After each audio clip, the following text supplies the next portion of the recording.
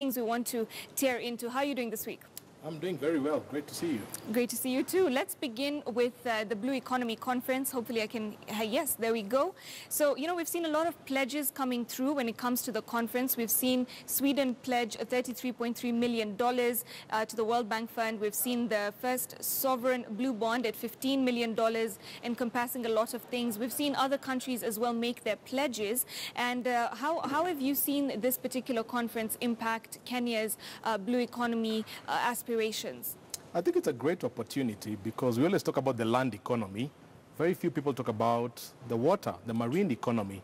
And Kenya has a coastline of over 1,400 kilometers, which has sustained communities for centuries. So I'm glad we had partners like Japan, partners that have really lived the philosophy. Canada, for example. I think the missing link for me was how do the youth plug in into the blue economy? And I think we need to think of how do colleges like Bandari College at the Kenya Ports of Authority in Mombasa should be able to have very good courses on maritime studies so that the youth can be able to get the knowledge capital so that they can be able to extract the wealth. Because without the knowledge, it's going to be very hard to move forward. True, true. In fact, President Uhuru Kenyatta has talked about upgrading certain schools as well so as to increase the knowledge base when it comes to the blue economy. Let's have our next board where we'll see what exactly his particular ambitions are when it comes to the blue economy in Kenya. Yes, once more, 40 million euros there from the European Union and Africa, Caribbean, Pacific countries as well. But the next one, we'll see what President Uhuru Kenyatta was talking about in terms of expounding the potential within Kenya itself. So he's promised to accelerate fisheries development, African e-learning centers, upgrading the Kenya Maritime School, and confronting waste management and plastic pollution. So how do you see these play out? How long do you think it'll take to implement these, and what is necessary to make sure these actually happen? I think if we can align this with the Big Four strategy, for example, talk of food security, think about it, the nutritional presence in the oceans, like the Japanese have discovered, seaweed, the sushi market, it's a multi-billion-dollar industry. So if we can take this kind of conference and plug it with the Big Four, because we know right now the government is working with the Big Four. So how does the blue economy support manufacturing? How does it support food security? I think that will be a fantastic way of bringing all together in a way that makes sense. So tying it in with existent plans already so as to push it further. And of course we saw a boost in tourism, 17,000 plus delegates in the country for those 3 days. So what kind of positivity can we take away from that in terms of touristic attraction? Oh, a huge amount of positivity because that was the first conference on the blue economy ever. So I think that put us on the global map. A lot of people will be using us as the benchmark for what does the blue economy mean. So I think it's a fantastic opportunity. And I think if you're able to build on, because when these people come to Kenya, obviously they want to understand what does Kenya have to offer. They hear about the Kenyan beaches, they hear about the Kenyan hotels, the Kenyan hospitality. So if the county government was able to build on that, I think it will be right as we get into the Christmas season. I would not be surprised to see the numbers going up. True, very true. So it's very timely as well in that sense. Timely. Okay, great. Now let's move on to the second issue that we've seen emerge during the week, which was the Moodys Report in terms of our debt to China. And very interesting actually what we saw, because they say that Kenya is among countries at the highest risk of losing strategic assets to China over the pile of debt. That is according to this report by Moodys. And we're seeing that, in terms of our debt, as per the National Treasury, as of this year, 2018 September, we owe them about 554.88 billion Kenya shillings, and 73.4% of that total bilateral debt that we owe. And that's a major chunk. It's majority of our bilateral debt that we owe to China. So, where do we stand, and how much alarm should this report cause? I think we should be very alarmed. This report paints a very dangerous picture of the future, because what they say is, if you continue piling up debt from China, there's no sure way to understanding what will happen in the future, because it's never clear how the Chinese deal with defaulters. If you look at Sri Lanka, they was able to take the Habantota port. If you look at Tajikistan, they're able to take land in Tajikistan. So they don't have a clear policy on what the default repayment or default on the repayment looks like, which is a bit scary.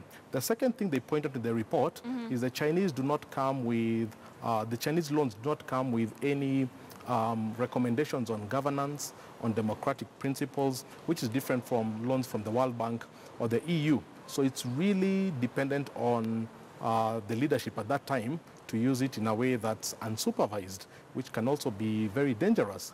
Kenya has the third largest, highest Chinese debt in Africa after Angola and Ethiopia. Yes. So I think these are the three countries that Moodys said you need to be very careful. You need to diversify. You can't have all your bilateral, 3/4 of your bilateral debt tied to one country. That, if that relationship was to turn upside down, then you'd be on the receiving end of a very bad future. A lot of issues, clearly. So a major chunk of the debt is, of course, is SGR related. Correct. Now, we have seen that, you know, the Mombasa-Nairobi SGR route, where there is about 327 billion shillings, that was the investment there. Now, the Naivasha-Kisumu phase of the SGR will cost 380 billion Kenya shillings. And then we did see President Uhuru Kenyatta also approach them to lend 50% of the loan for the completing the phase that is from Kisumu. So, you know, we're going a bit deeper and deeper when it comes to indebtedness related to the SGR. What alternative do we have? And I really think we need to really rethink our fiscal policy. I think it's okay to borrow. I would have loved to see more of that money going into roads than railways. Because if you think about how much you spend on the SGR, 327 billion, those are about 20 thicker superhighways that would have been all over the country connecting farmers with produce to their markets, because that's the biggest challenge we have in Kenya, access to markets. I think we should have, the SGR has been a good project, but I think we've paid way too much. Quite heavily. Quite heavily, and really the VATs have to go up to service this kind of debt. So in as much as I was listening to the previous conference in Nakuru, where people are talking of late payments, how late payments is such a big challenge to most suppliers, people have to realize the reason you have so many late payments is because government is servicing very heavy debt. So really think about how to think about our debt strategy moving forward. Okay, and keeping it with this particular relationship, you know, we're seeing, as you said, that between the year 2000 to 2017, Angola received 30%, Ethiopia 10%, and Kenya 7%, almost half of all the Chinese investment in Africa. And once again, this is according to Moodys. But Moodys is itself an American company, and, you know, some have alluded that perhaps because of America and China sort of scrambling, for lack of a better term, in order to fund more African projects in African countries, they might be a bit skewed. What is your response to that? I think that's a fantastic critique, that this could be, in a way, the West using their agencies in Moodys to be able to criticize Sino-African relationship. And I think that's a valid point. And I think the Chinese have raised it very many times, that we always look at the world, the media is always looking at it from a Western perspective. And I think it's a valid point. But the numbers don't lie. If you really have 3/4 of your bilateral debt tied to one country, and it's not very clear what happens when you breach if you breach any of those debt covenants, for me that's a scary scenario, whether you're dealing with the US, whether you're dealing with Brazil, or whether you're dealing with China. So I think net, I think Kenya needs to diversify its debt holding. You never want to be beholden to one particular authority, because that comes with its own implications. Okay, so it obviously has its own issues. Every sort of place that we tie ourselves to when it comes to debt and loans, we all have to make sure that we know what we're getting into, in the sense that how they correlate, aside from the fact that we also have to pay that back eventually, and what it will cost us even more than what we borrowed.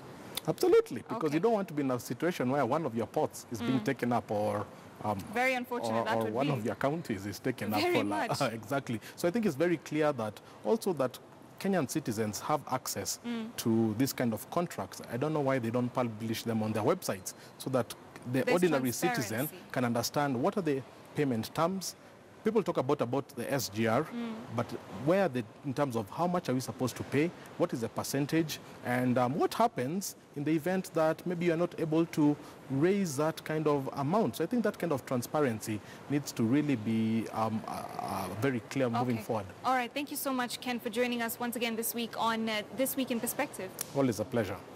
All right, well, that was Ken Gishinga with us, breaking down some of the top stories that, have made headlines this week in terms of business. Now, of course, we're going to have the trading bell coming up for you. Abi Agina is going to be interviewing James Moria of Centum, and he'll tell you more about that after this short commercial break. For now, that's it for me. My name is Malika Kazia. Do stay with us and have a lovely afternoon.